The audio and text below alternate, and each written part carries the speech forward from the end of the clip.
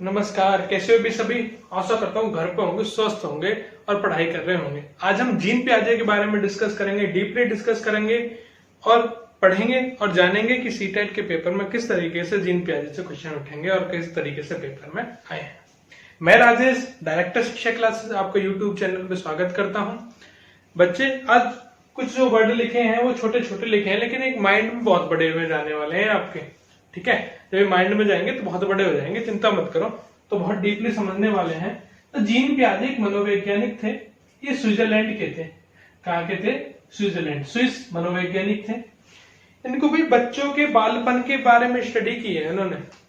ठीक है, बच्चों का जो थोड़ा, जिससे बच्चे धीरे धीरे अपने एक स्टेज में बड़े होते हैं ना, तो उस स्टेज को इन्होंने 4 भागों में बांटा है अपनी को।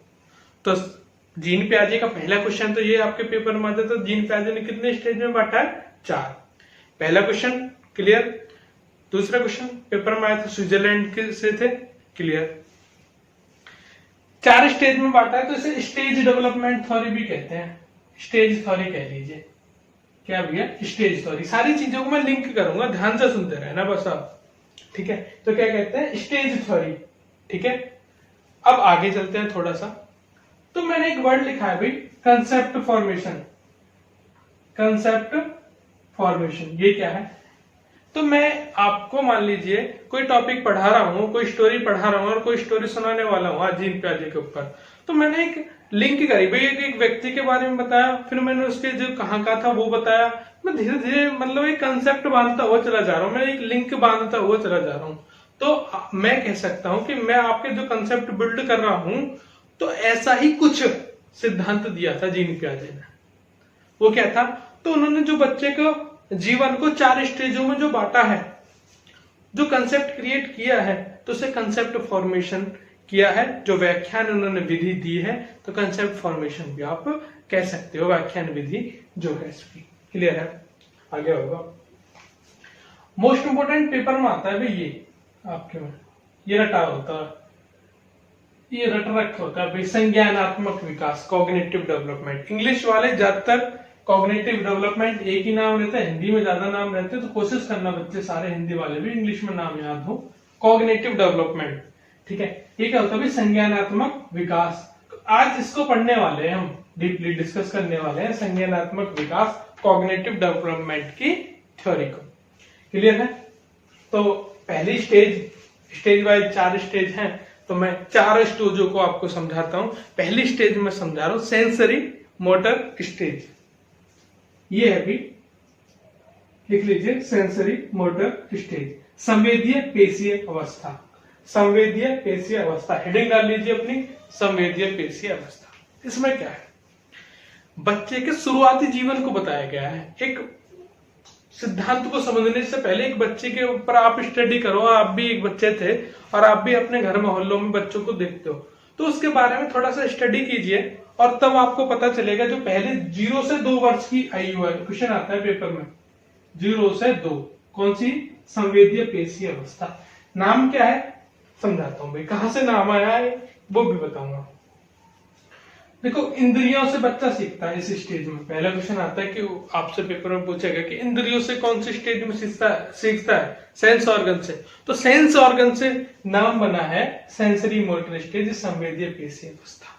ये क्या है कि भाई जो हमारी आंख, नाक, कान, गले हैं, ठीक है, ये सारी चीजों से बच्चा धीरे धीरे धीरे धीरे एक कोऑर्डिनेशन डेवलप करता है और धीरे धीरे सीखने का प्रयास करता है। मैं ज्यादा डीपली इसलिए नहीं बता रहा हूं, मैं सीटेट के हिसाब से पढ़ा रहा हूं, मैं बीएड के फर्स्ट ईयर के हिसाब से भी नहीं पढ़ा रहा हूं उसको। बीएड फर्स्ट ईयर के हिसाब से पढ़ना है तो और डीप पढ़ा दूंगा इसको। ठीक है, इसमें 4-5 भाग डिवाइड कर दूंगा। तो इस स्टेज में 0 से 2 वर्ष की स्टेज है। इसमें इंद्रियों से सीखता है बच्चा। ठीक है, सारी चीजों को लिंक करूंगा, पहले समझ लीजिए ध्यान से। सहज क्रियाओं से सीखता है, रिफ्लेक्स एक्शन से सीखता है। रिफ्लेक्स एक्शन कैसे होता है? क्या होता है रिफ्लेक्स एक्शन? ये होता है, मान लीजिए मैं हूं और एक आग थी, जैसे मैंने एक बार मेरा हाथ, जैसे मैं उसके पास लेके गया तो मेरा हाथ हल्का सा जला, तो मैं समझ गया भाई ये तो आग गर्म है, और इसके में एकदम पीछे से हाथ जाता है हमारा, जाता है नहीं जाता? तो ये एकदम जो रिफ्लेक्स, जो हमारे जो क्रियाएं हैं जो अपने आप होती हैं हमसे, वो रिफ्लेक्स एक्शन होता है। ठीक है, जो तुरंत जैसे हमारे आंखों का पलकना जो है ये क्या है भाई, रिफ्लेक्स एक्शन है। हमारी हार्ट बीट क्या है, रिफ्लेक्स एक्शन है। ऐसी क्रिया है जिन पे हमारा कोई भी, हम डिपेंडेंट तो हैं लेकिन हमारा वश में नहीं है वो क्रिया है, ठीक है। वो क्या क्रिया कहलाएंगे, रिफ्लेक्स एक्शन। क्लियर है पॉइंट। तो सहज क्रियाओं से सीखता है, इंद्रियों से सीखता है, और इनका जो कोऑर्डिनेशन है, इनके कोऑर्डिनेशन से सीखता है बच्चा। शुरुआती जो 30 दिन तक है उस स्टेज में क्या करता है कि चीजों को पकड़ने का प्रयास करता है, और सारी चीजों को पकड़ने के बाद ही अंदर मुंह में डालने का प्रयास करता है। तो वो जो सारी अवस्था है वो बच्चा सीखता है, वो इंद्रियों से, हाथों इंद्रियों से, और क्या सीखता है, रिफ्लेक्स एक्शन करता है, आई कोऑर्डिनेशन में बैठाता है। तो धीरे धीरे इन्हीं प्रक्रियाओं से बच्चा सीखता हुआ चला जाता है। अगला है छोटे शब्दों को बोलना। बच्चा जैसे जैसे छोटे शब्द लेगा, जैसे भी कोई शब्द है पहले मिलाएगा वो वर्डों को भी। आप जानते हो बच्चों को कैसे बोलना सिखाया जाता है स्टार्टिंग में, जैसे चलना है, च, ल, आ, ना, मतलब धीरे धीरे प्रक्रिया से वो शब्दों को मिलाकर हम सिखाते हैं उसे, तो बच्चा धीरे धीरे बोलकर ऐसे सीखता है। अगला है परिचित जो है, जो हमारे रिलेटिव है, जानकार है, उनकी तरफ मुस्कुराने लगता है। यानी कि वो इस स्टेज में 0 से 2 वर्ष के स्टेज में अपने परिचितों को पहचानने लगता है। यदि परिचित ना हो, ठीक है, मतलब कोई व्यक्ति था, मैं उसको परिचित हो गया, अब जैसे ही मैं चला जाऊंगा तो उसको जो परिचित है उसकी याद आएगी और वो बार बार उसको बुलाएगा। तो इसी स्टेज में है 0 से 2 वर्ष की स्टेज में वो भी। आगे है कोऑर्डिनेशन, में बता चुका हूं। तो इंद्रियों से सीखता है, ये कह लीजिए रिफ्लेक्स एक्शन, 2 शब्दों को बोलना सीखता है, परिचितों की तरफ मुस्कुराना, कोऑर्डिनेशन सीखता है। तो इसको संवेदीय पेशी अवस्था कहा जाता है, सेंसरी मोटर स्टेज कहा जाता है, 0 से 2 वर्ष। अगली पॉइंट पर आते हैं, जल्दी से इसे नोट कर लो। देख लो भी, हम नोट करने से पहले समझ लो सेकेंडरी स्टेज को ध्यान से बच्चों। इस स्टेज में क्या होता है, इस स्टेज को क्या कहा जाता है, प्रासंक्रियात्मक अवस्था, ठीक है, ये इंग्लिश में प्री ऑपरेशनल स्टेज। क्लियर है, प्री ऑपरेशनल स्टेज कह लीजिए या क्या कह लीजिए, प्राक संक्रियात्मक अवस्था। ये कितने वर्ष के लिए होती है, 2 से 7 वर्ष। नोट कर लीजिए अभी, 2 से 7 वर्ष। अभी वर्ड लिखे हुए हैं, समझाता हूं भाई, ठीक है। एक वर्ड है जीववाद। जीववाद क्या होता है, एनिमिज्म क्या होता है। देखो भाई, यदि कोई चीज निर्जीव है, सजीव है, नॉन लिविंग है, लिविंग है, ठीक है। Living things, non living things आपको पता ही है, सजीव निर्जीव।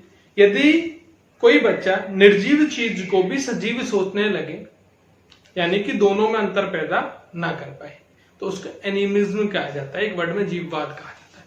तो इस स्टेज में बच्चा जीववाद में अंतर नहीं समझ पाता, निर्जीव और सजीव में अंतर नहीं कर पाता, तो जीववाद की नॉलेज उसे नहीं होती।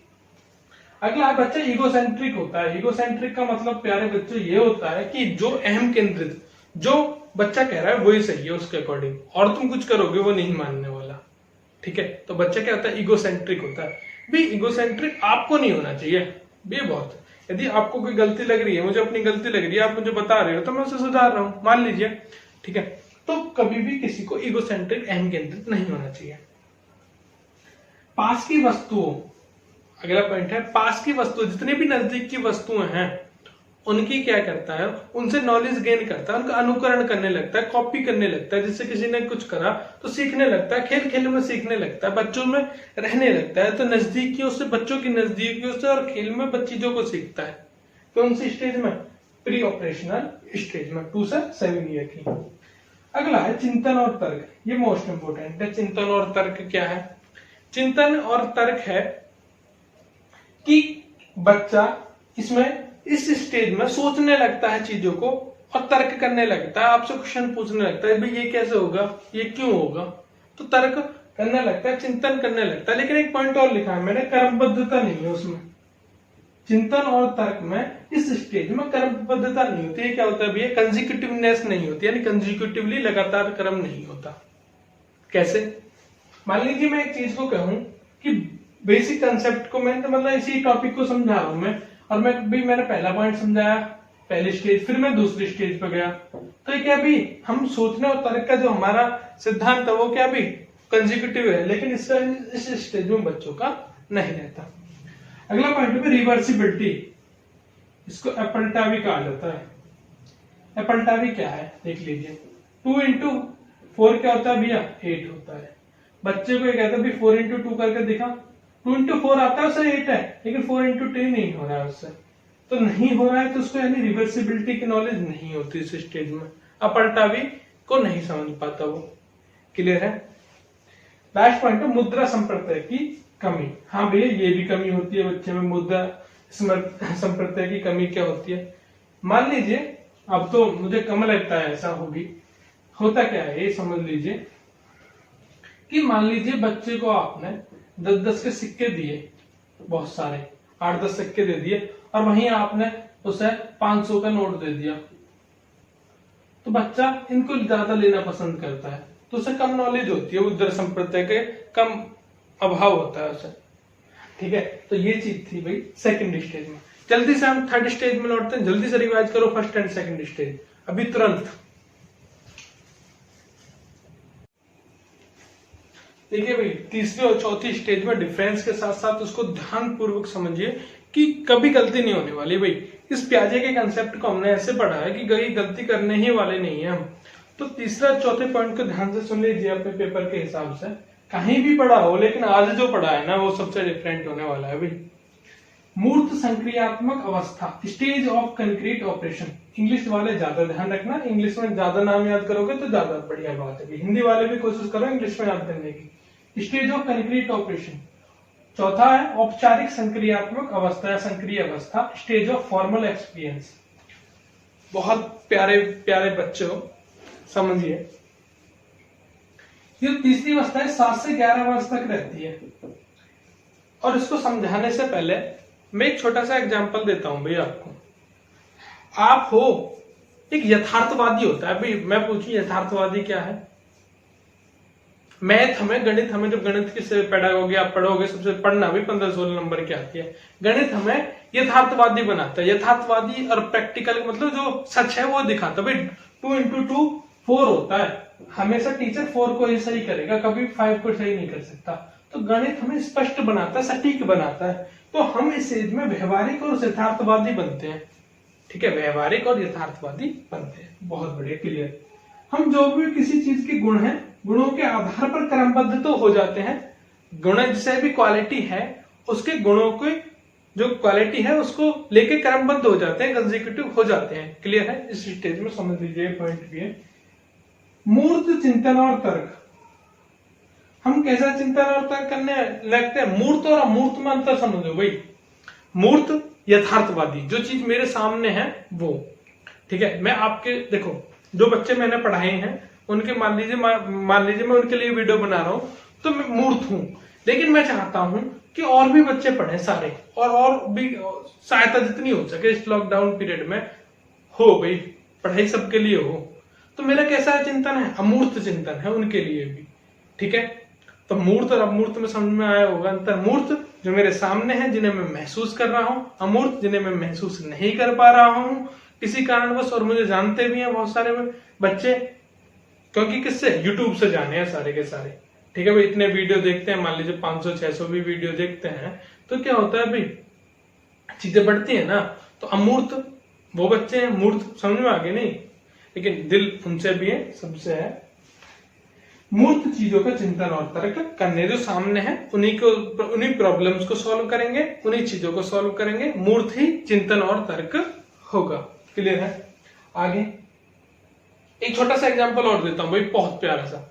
मजदूर थे, यदि ये मजदूर कुछ सेविंग करते लॉकडाउन के टाइम पीरियड में, तो ये 3-4 महीने काट सकते थे। भाई मैं सेविंग करता 3-4 महीने काट सकता हूं, और काट लिए, और भी साल काट लूंगा। मैं अपना एग्जांपल दे रहा हूं जो ताकि ज्यादा समझ में आए। ठीक है, कुछ ऐसे लोग थे जो दिन की दहाड़ी पर काम करते थे, और हमारा देश ऐसा ही है भाई, दिन की दहाड़ी पर काम करने वाले लोग ज्यादा हैं, तो उन्होंने सेविंग नहीं कर पाए।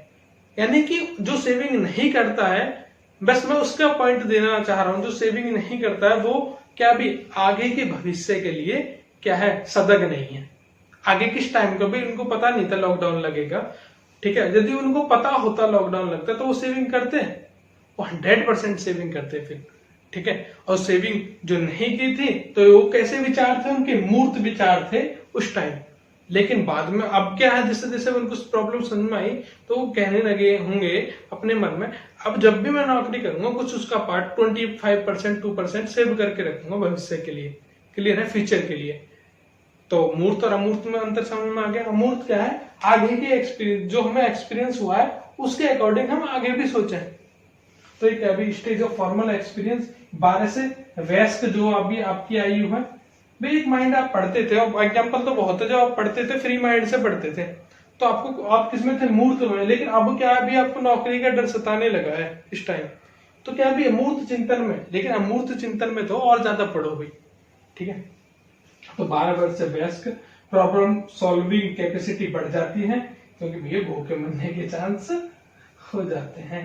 तो प्रॉब्लम सॉल्विंग कैपेसिटी हमारी अपने आप इंक्रीज हो जाती है। चिंतन और तर्क में अपने आप क्या आ जाती है, क्रमबद्धता, ठीक है। और जो मैं सोचूंगा, जो मैं कर रहा हूँ, डेली कर रहा हूँ, तो क्या अभी चिंतन और तर्क में मेरी क्रमबद्धता है। मैं डेली वीडियो बना रहा हूँ और डेली पढ़ा रहा हूँ सब, 10th को, 12th को, BSc को, आप तो देख ही रहे हैं भाई, सारे एग्जाम जितने भी मैं पढ़ा रहा हूँ डेली। तो ये क्या है, चिंतन और तर्क में क्रमबद्धता है मेरे में, कि मेरे अपने भविष्य भी सुधरेगा और उनका भी सुधरेगा। अनुभव आ जाता है भी, बुढ़ापे में आ जाते हैं और ऊंची ऊंची उड़ाने उड़ने लगते हैं कि मैं डॉक्टर बनूंगा, मैं IPS बनूंगा, मैं ये बनूंगा, मुझे टीचर बनना है, मुझे पहली वैकेंसी लेनी है, मुझे सीटेट क्लियर करना है अब की बार। तो कैसे चिंतन है सीटेट क्लियर करने वाली, जो मूर्त है इस टाइम, उसको जो अमूर्त सोचा है, अमूर्त को भी पढ़ पढ़ के क्या कर दो, पूरा कर दो, मूर्त में बदल दो उसको भी। क्लियर है, रखते हैं। और ज्यादा से ज्यादा वीडियो को शेयर करो, लाइक करो, सब पे भेज दो।